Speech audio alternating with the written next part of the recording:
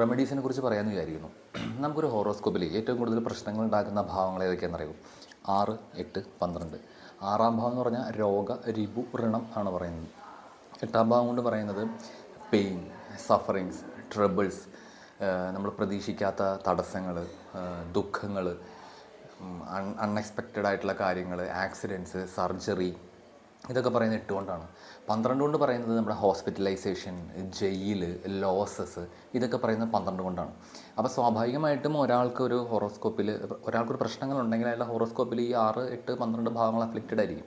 അപ്പോൾ നമ്മൾ ചെയ്യേണ്ടത് എന്താണെന്നൊരു ചോദ്യമുണ്ട്. നമ്മളെപ്പോഴും ചെയ്യേണ്ടത് പ്ലാനറ്റ്സിനനുസരിച്ച് വർക്ക് ചെയ്യുക എന്നുള്ളതാണ്.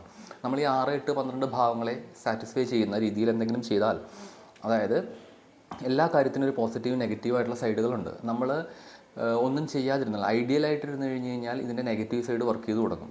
നമ്മൾ പോസിറ്റീവായിട്ട് എന്തെങ്കിലും കാര്യങ്ങൾ അതിനുവേണ്ടി ചെയ്യുകയാണെങ്കിൽ അത് ആ റിസൾട്ടായിരിക്കും തരുന്നത്. അപ്പോൾ എന്ത് ചെയ്യണം? നമ്മൾ ഇപ്പോൾ 12-ാം ഭാവം ആക്ടിവേറ്റ് ചെയ്യണമെങ്കിൽ ലോസസ് ആണെന്ന് പറഞ്ഞല്ലോ. അവിടെ നമ്മൾ ചെയ്യേണ്ടത് ചാരിറ്റിയാണ്. ചാരിറ്റിയും ഒരു വിധത്തിലുള്ള ലോസാണ്. അതായത് നമുക്ക് നഷ്ടമാണ് സംഭവിക്കുന്നത്. പക്ഷേ അതിനവിടെ നമ്മൾ ലോസ് ആയിട്ടല്ല, നമ്മൾ ചാരിറ്റി ആയിട്ടാണ് കാണുന്നത്. ഓക്കെ. 8-ാം ഭാവം എന്ന് പറഞ്ഞു കഴിഞ്ഞാൽ വളരെ സീക്രട്ട് ആയിട്ടുള്ള കാര്യങ്ങളും ട്രാൻസ്ഫോർമേഷൻ എല്ലാം 8ആണ്. 6 എന്ന് പറഞ്ഞാൽ രോഗരിപൂരണം ഞാൻ പറഞ്ഞു. അപ്പോൾ 6-ാം ഭാവം കൊണ്ട് നമുക്ക് രോഗത്തെ ചിന്തിക്കാം, രോഗികളെ ചിന്തിക്കാം.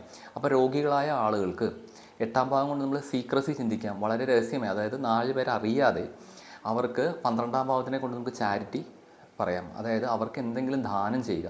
അതായത് നിങ്ങൾ ഹോസ്പിറ്റലൈസ്ഡ് ആളുകളോ അല്ലെങ്കിൽ രോഗികളായ ആളുകൾക്കോ നിങ്ങൾ വളരെ രഹസ്യമായിട്ട്, അതായത് വലത് കൈ ചെയ്യുന്നത് ഇടത് കൈ അറിയാതെ അവർക്ക് ചാരിറ്റി, 12-ാം ഭാഗം കൊണ്ടുള്ള ചാരിറ്റി ദാനം ചെയ്യുകയാണെങ്കിൽ അതൊരു ബ്യൂട്ടിഫുൾ ആയിട്ടുള്ള റെമഡിയാണ്. അതൊരു യൂണിവേഴ്സൽ റെമഡിയാണ്.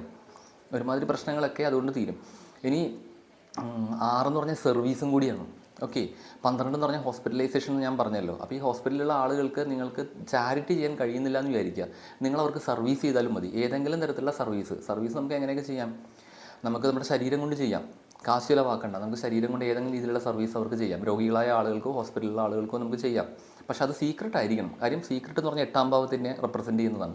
അത് സീക്രട്ട് അല്ല. നമ്മളത് ചെയ്യുകയും സോഷ്യൽ മീഡിയയിലൂടെയോ അല്ലെങ്കിൽ മറ്റു രീതിയിൽ അതിന് പബ്ലിസിറ്റി കൊടുക്കുകയും ചെയ്ത് കഴിഞ്ഞാൽ പിന്നെ ഇതൊരു റെമഡി ആയിട്ട് വർക്ക് ചെയ്യില്ല. അതിൻ്റെ എസെൻസ് അങ്ങ് നഷ്ടപ്പെട്ടു പോകും. അപ്പോൾ അങ്ങനെ ചെയ്യരുത്. അപ്പം ഈ 3 ഹൗസസിനെ സാറ്റിസ്ഫൈ ചെയ്യുന്ന രീതിയിലുള്ള കാര്യങ്ങൾ ചെയ്ത് കഴിഞ്ഞ് കഴിഞ്ഞാൽ അത് ബാലൻസ്ഡ് ആവും. അതായത് നമ്മുടെ ലോസസ് എന്നുള്ളത് നമ്മൾ ചാരിറ്റിയിലോട്ട് മാറും.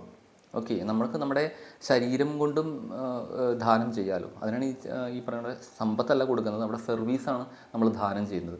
അപ്പോൾ അങ്ങനെയും ചെയ്യാം. അപ്പോൾ സർവീസ് ഒന്നെങ്കിൽ ദാനം ചെയ്യുക, അല്ലെങ്കിൽ സമ്പത്ത് കൊടുക്കുക. അത് വളരെ രഹസ്യമായിട്ട് നേരത്തെ പറഞ്ഞ പോലെ വലത് കൈ ചെയ്യുന്നത് ഇടത് കൈ അറിയാതെ ചെയ്യുക. ഇതൊരു യൂണിവേഴ്സൽ റെമഡിയാണ്.